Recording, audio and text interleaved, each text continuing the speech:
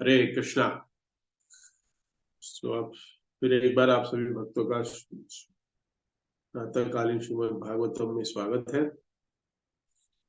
तो हम 4.1.25 नंबर श्लोक पे चर्चा करने जा रहे हैं और 26 और 27 को भी इंक्लूड करेंगे हम। तो यहाँ पे अत्रि मुनि की महानता का वर्णन हो रहा है कि अत्रि मुनि की तपस्या जो कर रहे थे, उससे तपस्या से प्रसन्न होकर ब्रह्मा, विष्णु और महेश ये तीनों एक साथ प्रकट हुए हैं, दर्शन दे रहे हैं। वर्णन हो रहा है कि इन तीनों के साथ स्वर्ग के अलग अलग देवी देवता भी, गंधर्व लोक के निवासी भी, सारे उनके भगवान के साथ वो भी उपस्थित हुए। ये बहुत महान ऋषि है अत्रि मुनि। तो शायद आपको जानना अनिवार्य है, आपने पता भी होगा अत्रि ऋषि कौन है, मुनि कौन है। तो उसके विषय में हम थोड़ा सा हम चर्चा करेंगे वो कौन है।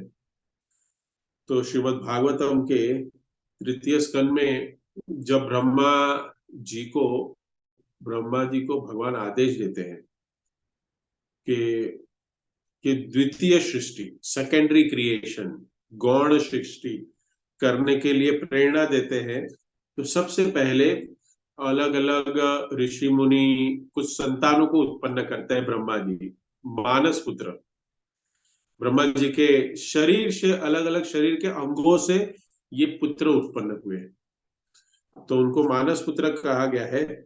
उसमें 10 पुत्रों का वर्णन हुआ है। वो 10 पुत्रों में से 7 जो है वो सप्त ऋषि कहलाते हैं, उनको सप्त ऋषि कहते हैं। उसमें सप्त ऋषि में अत्रि मुनि भी एक ऋषि है।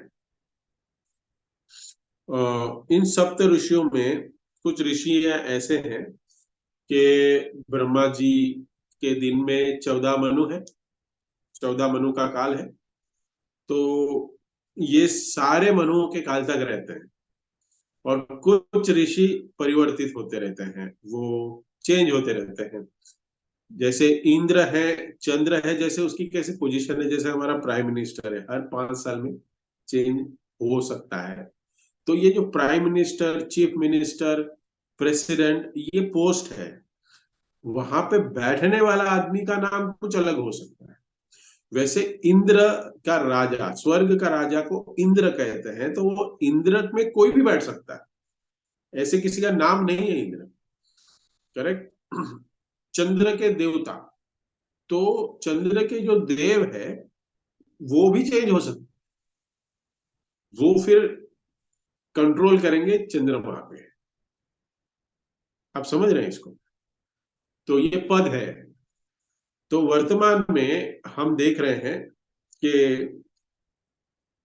ये 7वें मनु का है, वैवस्वत मनु जो हम कहते हैं, ये जो काल चल रहा है। तो यहाँ पे चर्चा हो रही है कि पहले मन्वंतर, ये 7वां चल रहा है और हम पहले की चर्चा कर रहे हैं। तो अभी तक अत्रि मुनि ये समय तक उपस्थित है। कुछ सप्त ऋषियों में से चेंज होते रहते हैं, चेंज हो गए हैं। ये सप्त ऋषियों का जो लोक है इस भौतिक जगत में है, जो अलग अलग लोग हैं। जो जो वो ध्रुव लोक के नीचे सप्त ऋषियों का लोक है। तो श्रीमद् भागवतम में तीसरे स्कंद में हम पढ़े हैं, श्लोक पढ़ा है हमने, इसके जिनके नाम है मरीचि, अत्र अंगिरसौ, पुलस्त पुलौ, क्रतु, भृगु, वशिष्ठ, दक्षश्च, दशम दशम पुत्र नारद। तो सबसे पहले ब्रह्मा जी ने 10 पुत्रों को उत्पन्न किया है। मरीचि, अत्रि, अंगिरस, पुलस्त, पुलह, क्रतु भृगु, वशिष्ठ, दक्ष और 10वें जो है वो नारद है। ये 10 पुत्र उन्होंने उत्पन्न किए प्रजा को बढ़ाने के लिए, सृष्टि का को बढ़ाने के लिए किए। तो नारद कौन है? ब्रह्मचारी है। और बाकी जो ऋषि है वो सारे प्रजापति कहलाते हैं, जिसके माध्यम से संतानों की उत्पत्ति हो रही है। तो नारद जो है वो ब्रह्मा जी के मस्तिष्क से उत्पन्न हुए, हेड। तो ब्रह्मा जी ने ये सारे ऋषियों को अपने अंगों से उत्पन्न किया है। तो वशिष्ठ, दक्ष जो है, दक्ष थंब से उत्पन्न हुए हैं। वशिष्ठ जो है वो श्वास से उत्पन्न हुए हैं। भृगु जो है वो स्पर्श से उत्पन्न हुए हैं। क्रतु वो हाथ से हुए हैं। पुलह जो जो कानों से, पुलस्त ऋषि कानों से उत्पन्न हुए हैं। अंगी पुलह जो है वो नेवल से उत्पन्न हुए हैं। अंगिरा ऋषि वो मुंह से उत्पन्न हुए, इसलिए अंगिरस ऋषि को 4 वेदों का ज्ञाता भी कहते हैं, उनको ज्ञान है। अत्रि जो है वो आंखों से उत्पन्न होते हैं। और अत्रि ऋषि जो साधारण व्यक्ति नहीं है, वो स्वयं ब्रह्मा जी की आंखों से उत्पन्न प्रकट हुए हैं वो। तो उनका एक अंश ही मान सकते हैं। और मरीचि जो है वो मन से उत्पन्न हुए हैं। सो प्रारंभ में हमने देखा कि विविध प्रकार से, विविध अंगों से ब्रह्मा जी ने सबसे पहले अपने 10 पुत्रों को उत्पन्न किया। तो उनमें से जो 7 है वो सप्त ऋषि कहलाते हैं, वो पद संभालते हैं सप्त ऋषि का। और जो वर्तमान में जो सप्त ऋषि उनका भी वर्णन हुआ है, उसमें से अत्रि ऋषि है लेकिन दूसरे चेंज हुए हैं। जो श्रीमद् भागवतम के 8वें कैंटो में हम पढ़ेंगे।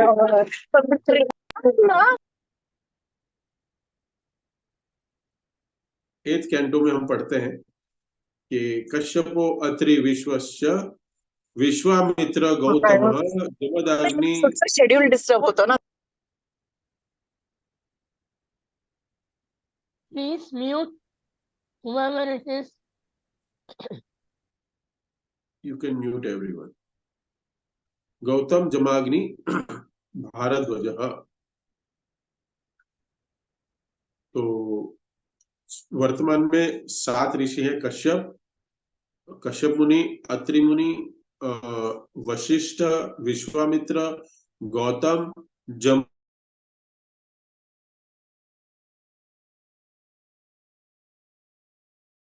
प्रभु आप म्यूट में गए। आप भी म्यूट में चले गए प्रभु जी, सॉरी।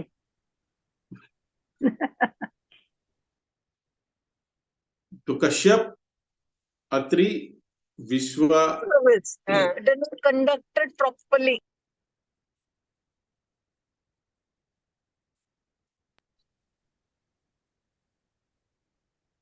वशिष्ठ, विश्वामित्र, गौतम, जमदग्नि और भारद्वाज, वो अभी जो ऋषि है, सप्त ऋषि, ये मनवंतर में वो अभी विराजमान है।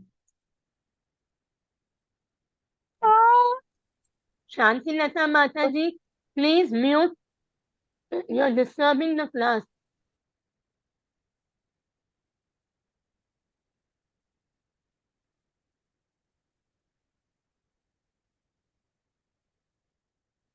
तो महाभारत में एक कथा आती है कि नारद जी एक बार भ्रमण करके, भौतिक जगत में भ्रमण कर रहे थे, और वो तीनों देवों के लोक में जाते हैं। तो सबसे पहले विष्णु भगवान के वैकुंठ में जाते हैं और लक्ष्मी जी को कहते हैं और उनको बताते हैं कि आप पतिव्रता है,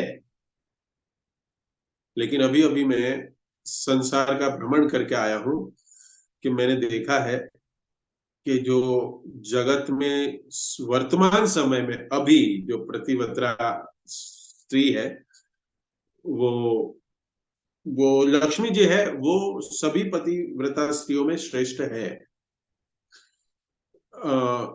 वो अनुसया है, एक माता है अनुसया, वो आपसे भी बढ़कर पतिव्रता है। आपका पतिव्रता धर्म उसके सामने कुछ भी नहीं है। हाँ, देखिए चैलेंज किसको कर रहे हैं नारद जी। ये भगवान की प्रेरणा से नारद जी एक लीला कर रहे हैं, लीला करते हैं।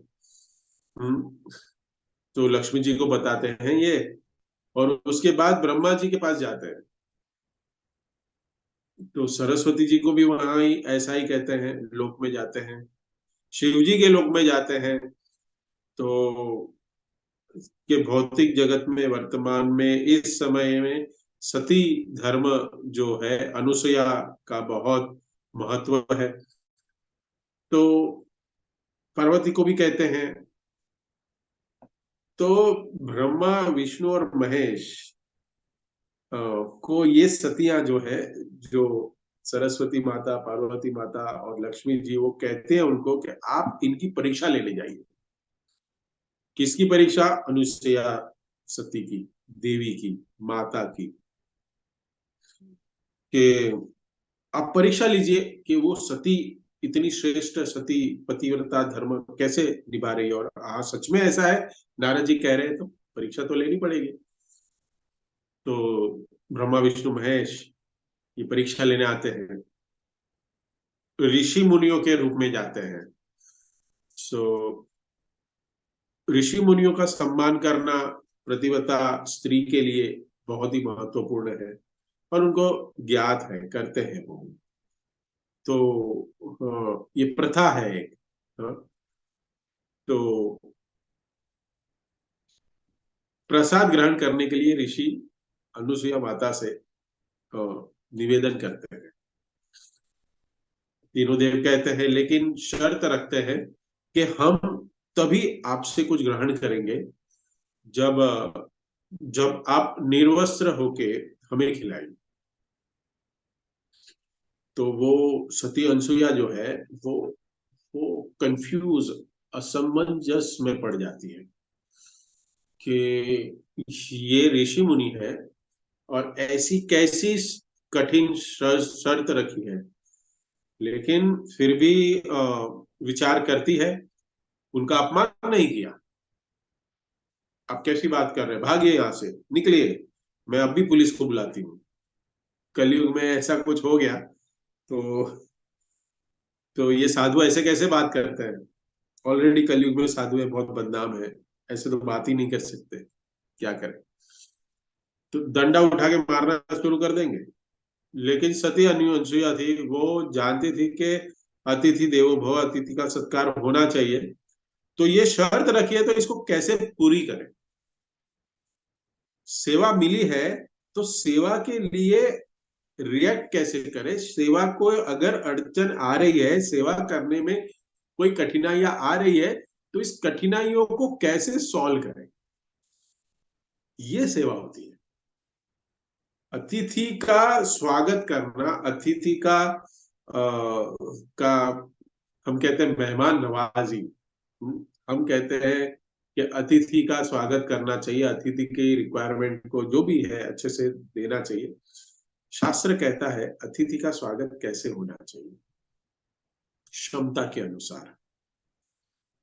हम सुदामा और भगवान श्री कृष्ण की लीला में भी हम देखते हैं कि भगवान ने त्रिलोकीनाथ, ऐश्वर्यवान, सबसे और लक्ष्मी जी, सारी लक्ष्मियां, उन्होंने कैसे स्वागत किया एक गरीब सुदामा का, हम देखते हैं, कथा सुनते हैं।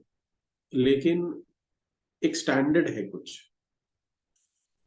कि अगर कोई अतिथि हमारे घर आता है, तो उसको सबसे पहले तो विराजने के लिए एक सुटेबल स्थान देना चाहिए।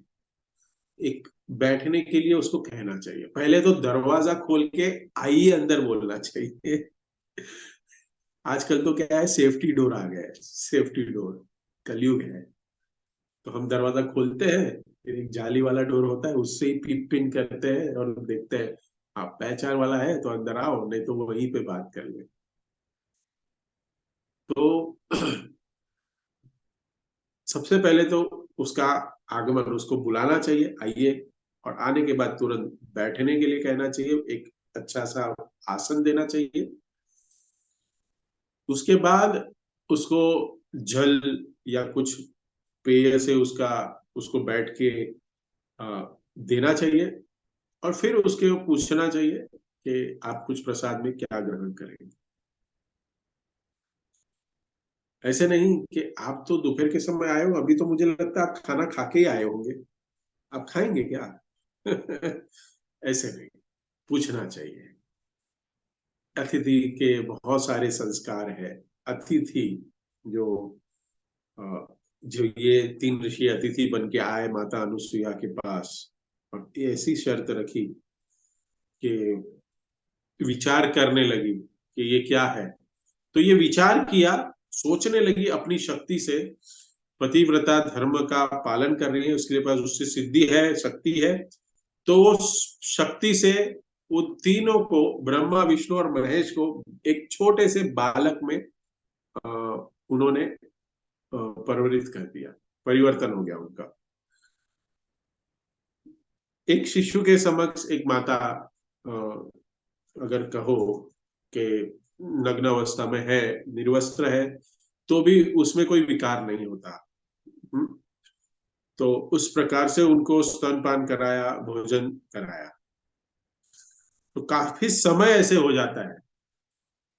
तो काफी काफी समय तक ये यहीं रहते हैं, ब्रह्मा विष्णु महेश। और सती अनुसुईया के घर में वो बाल रूप में अभी भी यहाँ पल रहे हैं। तो वैकुंठ लोक में, ब्रह्मा जी के लोक में, और वहां देखते हैं कि स्वामी आ नहीं रहे, स्वामी कहाँ छुट्टी पे के चले गए। तो ये तीनों देवियां सती अनुसुईया के पास आती है और उनसे प्रार्थना करती है कि हमारे तीनों के पति जो है, उनको वापस, उनको उनकी ओरिजिनल पोजीशन, उनके स्थिति पे लेके आइए। और उनकी प्रार्थना पर सती अनुसुईया उनको लौटाती है वापस। और और भगवान से वहां पे पुत्र के रूप में, आपके समान हमारा पुत्र हो, वो भी प्रार्थना करती है कि आपके ही समान हमें पुत्र की प्राप्ति हो।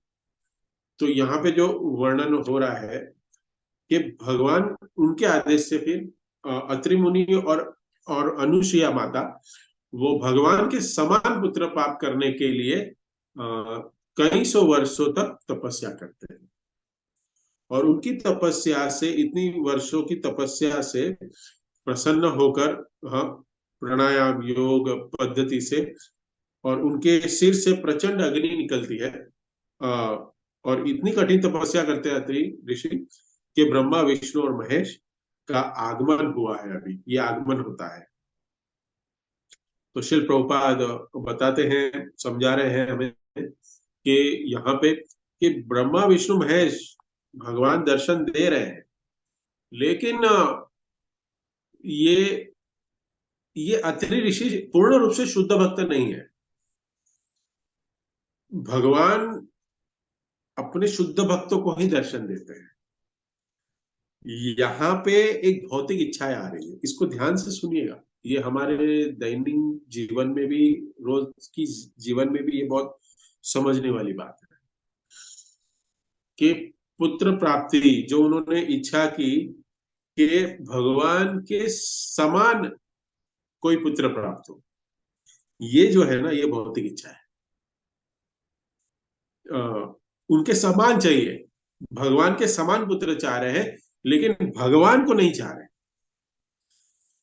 आध्यात्मिक इच्छा तब होती है जब वो चाहते कि आप ही हमारे पुत्र रूप में आएंगे।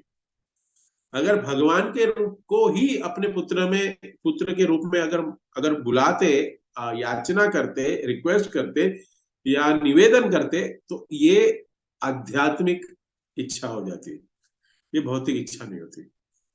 भगवान के समान चाहा लेकिन भगवान को नहीं चाहा, ये बहुत इंपॉर्टेंट पॉइंट है ये। हम भी ऐसी इच्छाओं के वजह से ही हम इस धराधाम में हैं। हमारी बहुत सारी इच्छा है, इच्छा के बिना कोई भी व्यक्ति नहीं जी सकता। इच्छा ही गौण है हमारे पास, इच्छाएं हैं, पल पल कुछ ना कुछ इच्छाएं हमारे पास उद्भव हो रही है, जिसकी वजह से हम कोई ना कोई कार्य करें। लेकिन इस इच्छा को भगवान की सेवा में लगाना, भगवान के लिए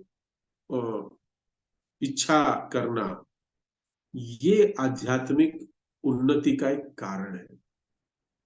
इच्छा तो है, मन है, शरीर है,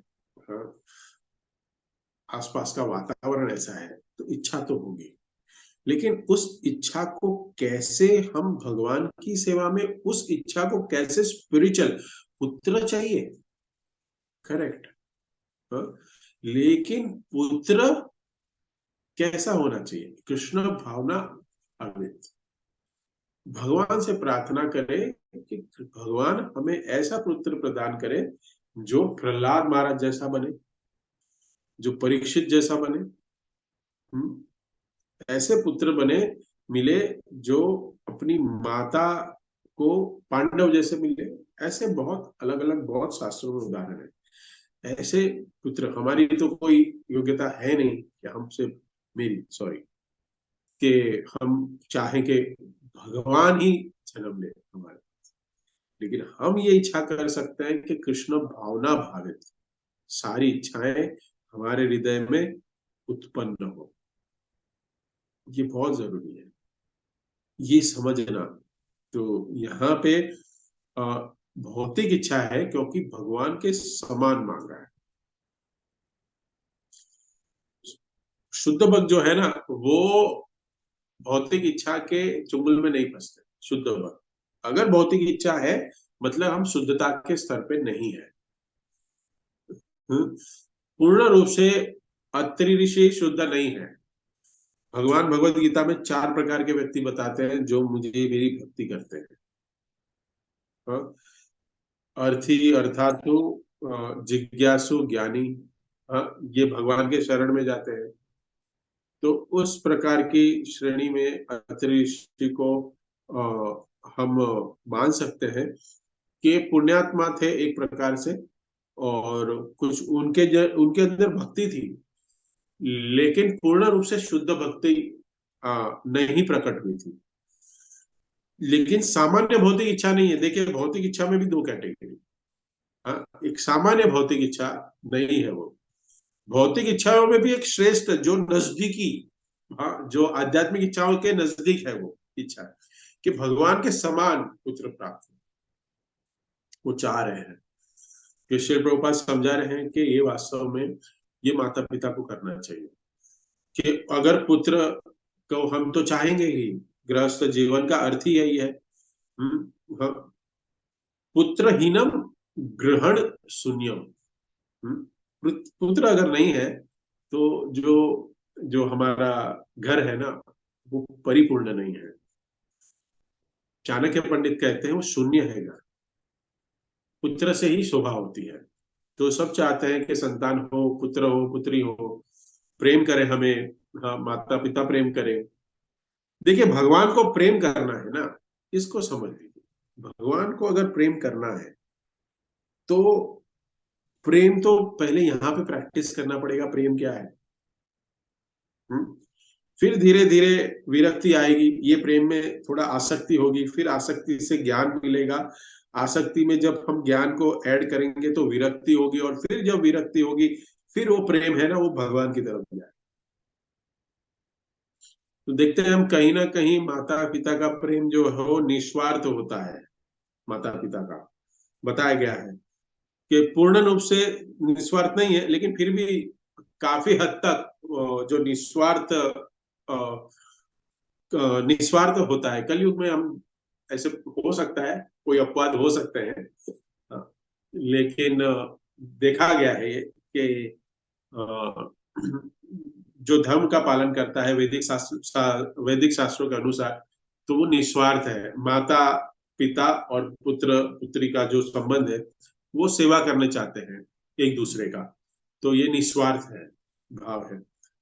तो पाल पोस करके उनकी व्यवस्था करते हैं, ये उनका पूरे जीवन का चिंतन है, माँ बाप का और पुत्र का। लेकिन साधारण पुत्र प्राप्त करके कर रहे हैं तो उसमें कर्मों का बंधन हो रहा है, कर्मों के बंधन में हम फंस रहे हैं। लेकिन अगर भगवान के समान, भगवान का भक्त, भगवान की सेवा करने के लिए पुत्री प्राप्त करने की इच्छा है, तो इस प्रकार की जब इच्छाएं उत्पन्न होती है तो वो आध्यात्मिक बन जाती है, तब वो आध्यात्मिक बने। तो वात्सल्य भाव में कभी ना कभी, कहीं ना कहीं वो विरक्ति, शुद्धिकरण आएगा, व्यक्ति का शुद्धिकरण होता है। इच्छा है भौतिक कि हमें संतान चाहिए, उनका पालन पोषण करना है, लेकिन इस प्रकार की इच्छा है जैसे यहाँ अत्रि मुनि कह रहे हैं, उससे धीरे धीरे एक स्टेज एलिवेट हो गई। आप समझ रहे हैं, स्टेज एलिवेट हो रही है। तो इस इच्छा के फलस्वरूप जब ब्रह्मा विष्णु महेश, वो तीनों देव क्यों आते हैं? क्योंकि श्री प्रभुपाद तात्पर्य में जो लिख रहे हैं, अत्रि मुनि को भगवान के बारे में स्पष्ट ज्ञान नहीं था कि वास्तव में भगवान कौन है। करेक्ट। 8वें स्कंद में गजेंद्र भी जब जब संकट में पड़ जाते हैं तो भगवान की स्तुति करते हैं, लेकिन गजेंद्र जो है वो भगवान के बारे में उनको ज्ञान था, भगवान कौन है स्पष्ट रूप से ज्ञान था, क्योंकि उसने गए जन्म में अपनी भक्ति को इनिशिएट स्टार्ट कर दिया था, चिंगारी लगा दी थी। तो गजेंद्र प्रार्थना करते हैं तो वहां पर वो सीधा भगवान तो वो सीधा भगवान को पुष्प कमल अर्पित करते हैं और सीधा वहां पे तीनों नहीं आते, भगवान विष्णु आते हैं विमान के साथ, गरुड़ पे आते हैं। तो यहाँ पे जगदीश्वर के रूप में भगवान की प्रार्थना करें। जगदीश्वर के उनको नाम पता नहीं है कि भगवान श्री कृष्ण कह दिया तो सब कुछ आ गया। तो यहाँ पे ये बात हो रही है कि ज्ञान होना बहुत जरूरी है। हमें ज्ञान है कि हम सर्वस्व प्रभो मत सर्व प्रवर्तते। कौन कह रहा है? विष्णु भगवान कह रहे हैं? नहीं, भगवान श्री कृष्ण कह रहे हैं। वो असली स्रोत है, स्वामी है वो। तो जगदीश्वर के रूप में उन्होंने जब ये कि उन्होंने जब स्तुति की तो तीनों देव आ गए, ब्रह्मा जी भी आ गए, शिव जी भी आ गए और विष्णु जी भी आ गए। क्यों तीनों आए? क्योंकि कहीं ना कहीं इन सृष्टि में ईश्वर इन लोग कहलाते हैं। अलग अलग स्थिति में सारे ईश्वर है। ब्रह्मा जी भी सृष्टि करते हैं, हाँ, वो सृष्टि करते हैं, इसके लिए उनको भी लग रहा है कि मैं भी ईश्वर हूं। उनके माध्यम से ही ये भौतिक सृष्टि उत्पन्न होती है। सृष्टि स्थिति प्रलय साधन शास्त्र, तो हम कहते हैं। तो इस प्रकार से जगत के ईश्वर जगदीश्वर, हम तीनों को जगदीश्वर बुला सकते हैं। भगवान जी को भी जगदीश्वर कह सकते हैं कि जगत के ईश्वर है, वो जगत के, भौतिक जगत के ईश्वर है। भौतिक जगत की बात हो रही है। हाँ, ब्रह्मा जी भी जगदीश्वर है, विष्णु भी जगदीश्वर है। सारे भौतिक सृष्टि और आध्यात्मिक सृष्टि उसके ईश्वर है वो। तो स्पष्ट ज्ञान नहीं था और इसके लिए ये तीनों आ गए कृपा देने के लिए। अगर वो स्पष्ट ज्ञान होता कि हृदय में कौन है, हाँ, ब्रह्मा जी को ये हृदय में अत्रि मुनि को होता कि हृदय में भगवान कौन बैठे हैं, ब्रह्मा जी बैठे हैं, शिव जी बैठे हैं, या परमात्मा स्वरूप भगवान श्री कृष्ण बैठे हैं, ये ज्ञान होता तो ये कोई बोले। एक जोक है, अभी याद आ गया मुझे। एक व्यक्ति है जो बहुत ही धार्मिक है, और जब हम ये स्लोगन सुनते हैं, सबका मालिक एक, सभी भगवान, सभी रास्ते एक ही जगह पे जाते हैं, कहीं भी दंडवत करो सिर्फ भगवान पे जाएगा, कहीं भी प्रार्थना करो सब भगवान पे जाती है, सब एक है। तो इसके ऊपर क्या होता है कि जो रिलीजियस व्यक्ति होता है वो बहुत सारे भक्तों में, सभी देवी देवताओं में भगवान को देखता है और सबकी बहुत अच्छे से पूजा अर्चना करता है। एक बार क्या होता है कि इसको मुझे इसके एज ए जोक लीजिएगा, ये कोई शास्त्र की कहानी नहीं है, लेकिन हम कभी कभी प्रीचिंग में यूज करते हैं कि मल्टीपल देवताओं के पास जो जाते हैं ना भक्त, मल्टीपल देवताओं के पास जाके जाके कुछ ना कुछ मांगते हैं, इच्छाएं रखते हैं कि हमें प्राप्त हो जाएगी, उसके लिए है, ऐसे प्रचार में यूज करते हैं ये जो एक व्यक्ति है सभी देवताओं को पूजता है और सभी को भगवान ही समझता है। तो एक बार वो पहाड़ से गिर जाता है, तो गिरता रहता है, तभी वो सभी देवताओं को, सारे देवताओं को बुलाता है, मीन्स याद करता है। गणेश जी को याद करता है, शिव जी को याद करता है, विष्णु को याद करता है, देवियों को भी याद करता है, अपने कुल देवता को भी याद करता है, सबको याद करता है, बुलाता है कि कोई ना कोई मेरे बचाव के लिए आएंगे, और गिरते रहता है, गिरते रहता है, गिरते रहता है, और फाइनली क्या हो जाता है कि वो भक्त का देहांत हो जाता है इतनी ऊंचाई से गिरने से। अभी भक्त तो था, अच्छा भक्त था, सबकी पूजा अर्चना करता था, सभी के पास जाता था, तो अभी क्या होता है, देवताओं में झगड़ा हो जाता है सब में कि क्या हो गया, तुम क्यों नहीं बचाने गए, तुम क्यों नहीं बचाने गए, तुम्हारा नाम लिया था, तुम क्यों नहीं गए, तुम क्यों नहीं। तो अगर हम सभी जगह पे बहुशाखाएं में अगर अगर हम हैं, तो ये दिक्कत हो सकती है कि अंत काल में जब हमें सब कुछ स्मरण आ रहा है, सभी के पास गए, हम वहां गए, यहाँ गए, मैं नाम नहीं चाहता ऐसे स्थानों का, कि यहाँ गए, उसकी पूजा की, उसकी पूजा की, ये किया, वो किया, अलग अलग वस्तु प्राप्त करने के लिए उसके अधिष्ठता देवताओं के पास की अर्चना की, और जब अंत काले जब मामे स्मरण में सब कुछ आ गए, मामे में सब आ गए, सर्वम आ गए, तो फिर कौन आएगा, क्योंकि कोई बोलेगा अरे तेरा नाम लिया है तू जा, तेरा नाम लिया है तुम जाओ, तुम जाओ, तुम जाओ, और फाइनली कोई नहीं आएगा और हमारा पतन हो जाएगा, हमारी अधोगति हो जाएगी। इसलिए एक के पास जाना और उनकी शरण शरण में जाना ये बहुत इंपॉर्टेंट है, और वो सिर्फ और सिर्फ एकल कृष्ण आर सारी धृत्य, भगवान श्री कृष्ण की शरण में जाना चाहिए। ज्ञान है हमें, क्योंकि भगवान श्रील प्रभुपाद जी की कृपा से हमें ये ज्ञान मिल रहा है।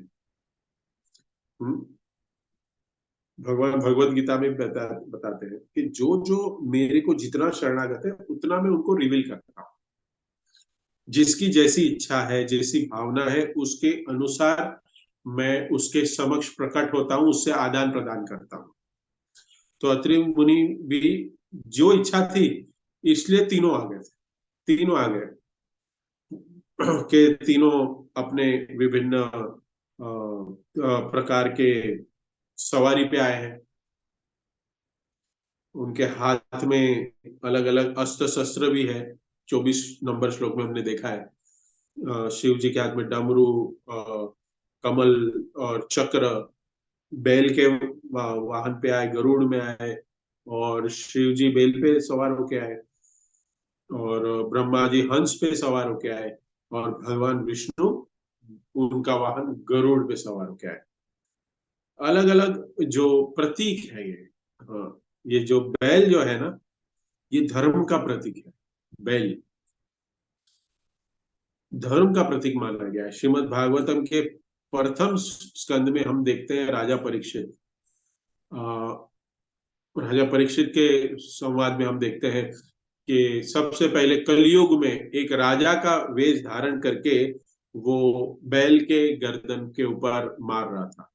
तो वहां पे धर्म का प्रतीक है बैल, और जो राजा है, कलयुग का जो राजा है, वो उसको ध्वंस कर रहा है, उसका उसकी उसकी हत्या कर रहा है। हंस जो है वो ज्ञान का प्रतीक है। हंस हंस भगवान जो है, जब ब्रह्मा जी असमंजस स्थिति में आ गए थे, ब्रह्मा जी, तो जब चार कुमार प्रश्न पूछते हैं कि ब्रह्मा जी भी उत्तर नहीं दे पाते, तो फिर भगवान जो है हंस के रूप में आते हैं और ज्ञान देते हैं, उनके प्रश्नों को उत्तर देते हैं। तो ये हंस जो है वो वो हंस क्या है, वो ज्ञान का प्रतीक है, ज्ञान का। और गरुड़ जी है वो भक्ति के प्रतीक है। धर्म, ज्ञान और भक्ति, ये सब एक साथ आए हैं अत्रि ऋषि के सामने। और ब्रह्मा जी, शिव जी और विष्णु जी प्रकट हुए हैं यहाँ पे। तो अत्रि ऋषि जो है, अभी जो भगवान दर्शन दे रहे हैं ब्रह्मा जी और शिव जी के साथ, तो ये श्लोकों में वर्णन हो रहा है कि अत्रि उन्होंने प्रणाम किया उनको। हाँ, और प्रणाम करने के बाद बहुत प्रसन्न हो गए भगवान को देख के, तीनों ईश्वर को देख के, और वो मुस्कुरा भी रहे थे, तीनों मुस्कुरा रहे हैं। तो वो तपस्या से प्रसन्न होकर कृपा देने के लिए यहाँ पे आए हैं, फल प्रदान करने के लिए आए हैं। इसलिए यहाँ पे श्लोक में देखिए, पहले कृपा अवलोकेन, कृपा अवलोकन, कृपा से देखते हुए, कृपा करने के लिए पधारे हैं। लेकिन अत्रि ऋषि क्या है, वो ज्यादा समय तक देख नहीं पाए, क्योंकि भगवान का तेज जो है ना, ये भगवान के शरीर से जो दिव्य प्रकाश निकलता है, वो आभा, तो ये जगदंड कोटि, ये जो जो निराकार ब्रह्म मानते हैं, जो इतना तेज है, भगवान के से तेज आता है इतना, कि जब तक कोई पूर्ण व्यक्ति शुद्ध नहीं है ना, वो तेज के पीछे के भगवान को, सोर्स को नहीं जानता, नहीं देख सकता। वो दिव्य रूप को, ये दिव्य रूप जो है ना भगवान का, उस तेज के पीछे छुपा के रखते हैं। और ये जो रूप है वो सिर्फ भक्तों के लिए है, शुद्ध भक्तों के लिए, ज्ञानियों के लिए नहीं होता। ज्ञान है, लेकिन ज्ञान के बाद भगवान के प्रति भक्ति उद्भवित नहीं होती है, तो उस ज्ञान का कोई अर्थ नहीं है। हम देखते हैं यूट्यूब में कितने सारे फिलोसोफर हो सकते हैं, और अच्छे अच्छे प्रवक्ता, एक को तो मैं जानता हूँ, राम के ऊपर, कृष्ण के ऊपर ऐसी ऐसी कहानियां वो बोलते हैं शॉर्ट्स वीडियो में, जो कभी कभी हमें भी नहीं पता होती, हम इतना डिटेल में नहीं है, उनको पता है। लेकिन अंततोगत्वा भगवान के प्रति प्रेम और भगवान के नाम जप में रुचि, भगवान की सेवा में रुचि अगर वो उद्भव नहीं हो रही है, तो इस ज्ञान का कोई अर्थ नहीं, वो कहानी है, कहानी। तो ये ज्ञान जो, ये जो लाइट है, ये जो भगवान की प्रभा है, उसको ज्ञान से प्रभा को देख सकते हैं, लेकिन उसके पीछे जो भगवान है उसको सिर्फ भक्ति से देख सकते हैं। वो साक्षात जो स्वरूप है, वो एक व्यक्ति के रूप में है, वो तब तब तब हम देख सकते हैं जब वो तेज नहीं हटेगा। ज्ञान है, ज्ञान से तेज दिख गया, लेकिन ज्ञान के ऊपर जो है ना वो भक्ति है। राधा रानी की क्वालिफिकेशन क्या है, एमटेक है, डबल एमबीए है। सारे गोप जो है वो कौन सी स्कूल में गए हैं?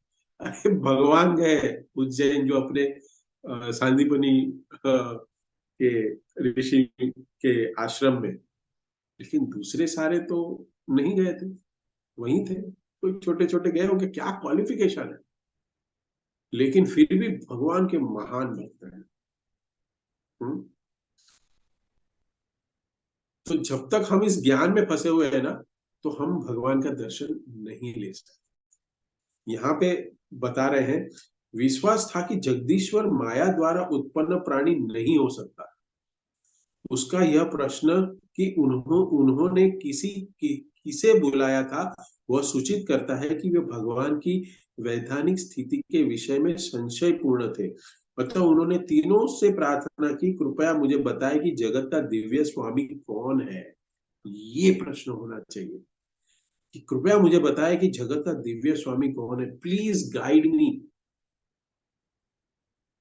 Who is the supreme personality of godhead, कौन है और मेरा उसके साथ संबंध क्या है। ये प्रश्न हो। वस्तुतः उनका विश्वास था कि सारे के सारे भगवान नहीं हो सकते, बल्कि इन तीनों में से एक ही जगदीश्वर हो सकता है। तो ये बहुत महत्वपूर्ण है जो मैं कह रहा था कि जो प्रभा, भगवान की प्रभा देख रहे हैं और उसके पीछे जो सोर्स है, भगवान है, उसको देखने के लिए हमें भक्ति का आंजन लगाना पड़ेगा। और ये भक्ति का आंजन लगाने के लिए हमें श्रील प्रभुपाद ने जो प्रोसेस दी,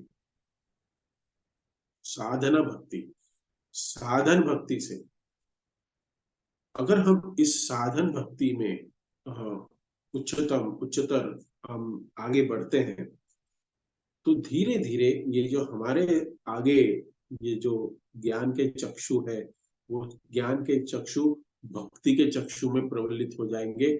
और फिर उसके बाद हम भगवान का दर्शन कर पाएंगे। और ये भगवान का दर्शन हमें भगवान के साक्षात्कार से होगा कि जो भी हमारे पास आसपास में हमारे साथ जो भी होता है, वो भगवान की अध्यक्षता में हो रहा है और ये भगवान करा रहे हैं। इस एक्सपीरियंस को लेना, इसको समझना, यही भगवान का साक्षात हमारे लिए दर्शन है। रोज सुबह उठ के 16 माला जप करना। यहाँ पे तपस्या का भी एक वर्णन हुआ है। तपस्या की, भगवान को प्राप्त करने के लिए तपस्या आवश्यक है। फ्री में इजीली अवेलेबल भगवान नहीं होते। जो भी चीज अमूल्य होती है वो एक्सपेंसिव होती है। और हम अमूल्य चीज मतलब ये डायमंड नहीं है, ये इसकी कोई तुलना ही नहीं है, क्योंकि इससे आप इस संसार से, इस जन्म मृत्यु के चक्कर से हम छूटने वाले हैं। And for this we have to pay the price. हमें प्राइस पे करनी पड़ेगी। और वो क्या है, क्या क्या भगवान चाहते हैं? भगवान चाहते हैं कि अंत काले च माम स्मरण स्मरण मुक्ता कलेवरम। अंत काल में मेरा स्मरण करेंगे तो आप मेरे धाम में तद धामम परमम मम, तो जो मेरा धाम है उसमें आप लौट के आ जाओगे। और फिर वहां से कोई भी लौट के नहीं आता। यही हमारा जीवन का उद्देश्य है। इसलिए श्रील प्रभुपाद ने हमें साधन भक्ति दी। और ये साधन भक्ति करना एक सबसे बड़ी तपस्या है, निरंतर करते रहना। तपस्या 10,000 साल, 20,000 साल, 50,000 साल, 60,000 साल, 1,00,000 साल करते हैं, निरंतर करते हैं, without any disturbance, without any break. लेकिन हमारा कभी क्या हो जाता है, कभी हम कर पा रहे हैं, नहीं कर पा रहे, अरे आज ये हो गया, आज वो हो गया। निरंतर करते रहे। 16 माला का जप, शास्त्रों का अध्ययन, साथ साथ 4 नियमों का पालन और सेवा करना। अगर ये करते हैं तो हमें इस संसार के जो हमें सारे दुख है, ये दुख दुख नहीं लगेंगे, ये तो एक पार्ट एंड पार्सल लगेगा। ये साधना भक्ति से ही शक्ति प्राप्त। यहाँ पे जो अत्रि मुनि बता रहे हैं कि बल्कि इन तीनों में से एक ही जगदीश्वर हो सकता है। इतना ज्ञान है, क्योंकि मैंने तो एक को बुलाया था, ये 3 कैसे आए। हमें भी ये समझना है कि हम सिर्फ और सिर्फ भगवान श्री कृष्ण की भक्ति की और अपना केंद्र बनाए रखें, क्योंकि वही सबके ईश्वर है, वही सबके ईश्वर है। इसी के साथ इस कथा को मैं विराम देता हूँ। किसी कोई भक्त का कमेंट, प्रश्न, टिप्पणी है, करेक्शन है तो पूछ सकते हैं।